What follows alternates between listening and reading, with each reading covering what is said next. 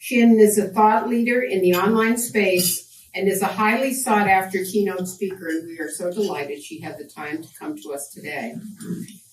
With deep experience in sales, marketing, online product development, and leadership, this is her third nationally scaled digital marketing solution company. She founded Dream Local Digital in 2009 to bring the power of online marketing to small and medium-sized businesses, and also to master the craft of how to make SMBs successful on social media. She has a vast and highly engaged network of leaders in media, technology, and startups worldwide, and has developed Dream Local Digital to be a widely recognized brand as best of breed in social media fulfillment. We welcome Shannon Kinney.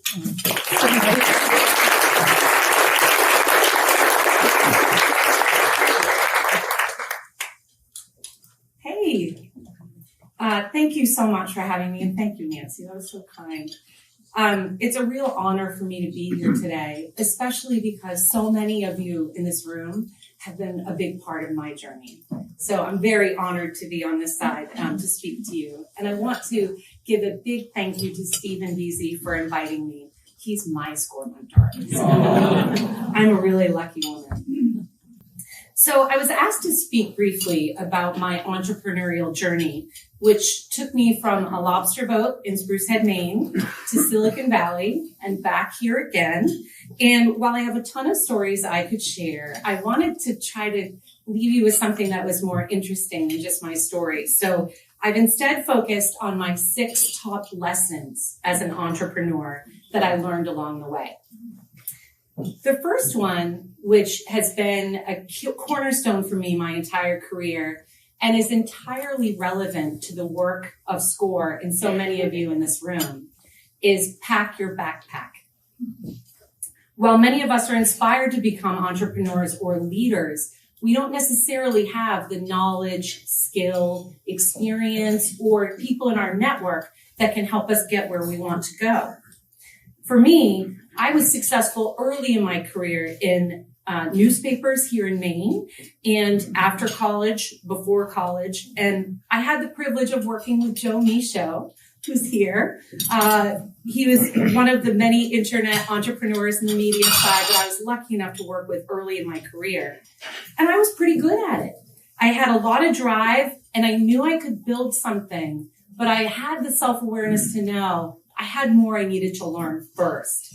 And so I went on a mission and made a list and spent a few years packing my backpack. And now I've mentored many other entrepreneurs and executives when they're at a place in their career where they need to learn how to pack their backpack too.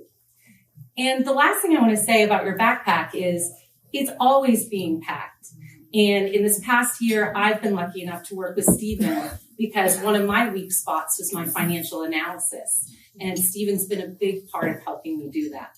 So it's always important to pack your backpack. My second lesson is that big things can come from small places. In 1995, when I was working with Joe and many other internet pioneers in Portland, and I don't know if you knew this, but the Portland Press Herald was the second or third newspaper in the United States that was online, thanks to Joe. I was selling online services to a lot of car dealers. I like cars. I've always liked cars. In fact, one little known fact about me is I can name 1960s and 70s cars by their grill for a while. It's always been my thing, right? Like I dig cars. And so working with car dealers came naturally to me. And when we were trying to make money online, I was like, I'm going to go see these guys. And so I was schlepping all around my big projector, which back then they used to be huge, and making it happen. And, car dealers are a little feisty, but I did start my career on a lobster boat, so it's almost the same. So at that time, I had this idea and I was obsessed. And I bought these great big Post-it notes at Staples that I still use. And in my little apartment in South Portland, I had pictures drawn all over my walls, thinking about how we could really sell cars online. Like I just thought this was a thing.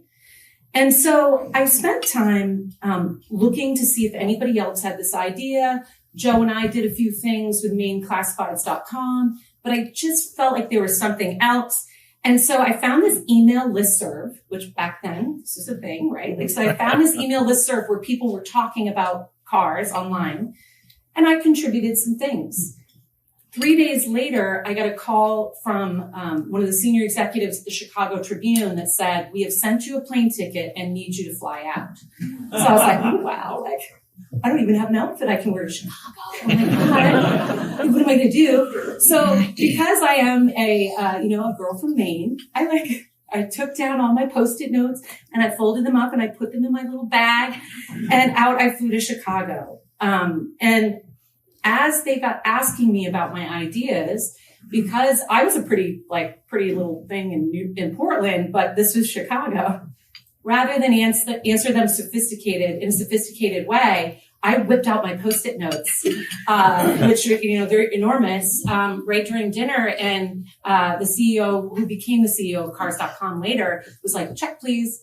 And we got out, and they took me in a room in the back of the restaurant, and I put it all up. And later, Cars.com was born. So big things can come from small places and big Post-it notes. Number 3 is, you don't know what you don't know. So sometimes this can be good. For those of us who are entrepreneurs, if we knew how many hours we were going to put in for such little pay, we would never do it, right? So sometimes that's really good. In the case of Cars.com, for me, it meant that I had no idea that I would not financially benefit from my idea. Investors made hundreds and hundreds of millions of dollars on what we built with Cars.com. In fact, one of them made $1 billion on that investment. And that particular investor put into their term sheet that they got me when we became profitable. And at the time, they were giving me, back then, it was a huge amount of money. It was, I think, $480 million that they gave us. And I was like, that's going to be forever. Okay. And I allowed that to happen. And what happened then is I moved to their company because in 8 months, I had us live in 157 markets. I flew all over the United States teaching car dealers on how to answer email. Like, hilarious. And help them all figure it out. And what happened is we became super profitable really fast. We thought it was going to take 3 years. It took 11 months and 4 days. But what happened was it was an incredible ride for me. I learned so much, and I would never take it back, right? The fact that you could take something from a Post-it note in South Portland, Maine, that today people still buy cars on, is incredible for me. And when Knight Ridder called the note, they brought me to Silicon Valley, and I hated to leave my baby, but I was too naive to realize that none of my enormous pile of Cars.com stock was going to go with me. And so that was, you don't know what you don't know. If Steve had been my mentor then, this would not have happened. So lesson number 4 is disruptors look really naive and sometimes silly until they aren't. When I was in Silicon Valley, my job was to build a national network of newspaper websites that made money. And so I got 67 newspapers all over the United States, Miami.com, Philadelphia Inquirer, Kansas City Star. I got them all online, and making great money. Top source of revenue for 6 years was Cars.com. And I also worked on our investments. And this was exciting for me. I'm a kid from Maine. And I saw the first pitch for Netscape. Many of you who are younger probably don't even know what that is, but it used to be a thing. AOL Digital Cities and many others. And I was great at that job. And we made a lot of money. Netscape and AOL Digital Cities were the biggest ones. And they, other than Cars.com, which they made the billion on. I also saw early pitches of LinkedIn. I was one of the first people to give money to them. It was a personal site back then. And he was so socially awkward. I was like, Reed, you don't want people to date on this, right? Like, this is a business site. come on. And now many of us are all connected on LinkedIn, which was another successful one for us. But I also have some great big misses. So I was the first person to get pitched by Google, and I brought to the table to Tony Ritter the ability to get 45% of Google or 50% of eBay. And in both of those, he was like, "Oh, Shannon, I don't think there's a business model." Right? And so then I'm like, okay, I guess not. And I had great pitches for him to explain to him why they were wrong, but you can't win them all, I guess. And Knight Ritter doesn't exist anymore, so there's that. But I then moved into how can I help media companies transform? I left Knight Ritter. I did consulting. I've been all over the United States trying to help media companies really get it. And I would be asked to speak at their conferences because I was the girl who would teach them what Google was. Big job, actually.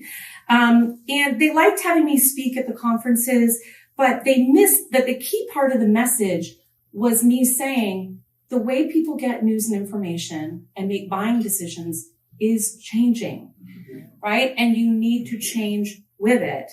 And I spoke for years at these conferences. I was highly sought after, but people would attend and then they'd go back to their desks and do things the way they used to do them. And so I started Dream Local Digital right after I got off one of those stages and knew that things weren't going to change. So my idea was, how can I help small businesses do this and then teach the media guys too, because it's going to be great, right? And so I started Dream Local. It was December 2008. And when I did that, Facebook was pre-revenue. And I helped Google build AdWords, and that had only been live for a short amount of time. It was making quite a bit of money. And I was like, small businesses aren't going to know how to buy this thing.